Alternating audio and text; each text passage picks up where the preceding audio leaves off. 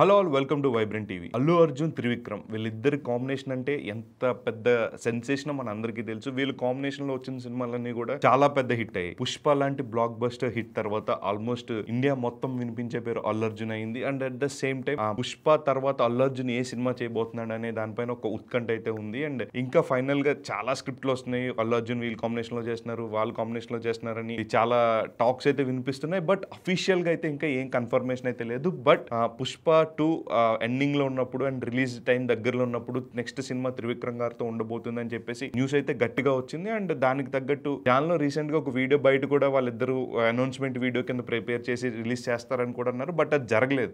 So దాని తర్వాత ఏమనుకుంటున్నారు చాలా మంది, ఈ ప్రాజెక్ట్ ఆగిపోయిందని. అండ్ దీని ప్లేస్ లో అట్లీ గారితో ఒక సినిమా చేయబోతున్నాడు అల్లు అర్జున్ అని చెప్పేసి ఒక టాక్ అయితే వచ్చింది. బట్ ఇండస్ట్రీ టాక్ ఏంటంటే ఎక్కడ ఇప్పుడు ఆ సినిమా అలానే ఉంది, ఎక్కడికి షెల్వ్ అవ్వలేదు. డెఫినెట్ గా అల్లు అర్జున్ త్రివిక్రమ్ కాంబినేషన్ లో సినిమా ఉండబోతుంది, ఇదైతే ఫిక్స్. బట్ అట్లీగర్ ప్రాజెక్ట్ అండ్ ఈ ప్రాజెక్ట్ సైమల్టేనియస్ గా అల్లు అర్జున్ వర్క్ చేస్తారని అయితే మనకు తెలుస్తుంది. సో చూడాలి.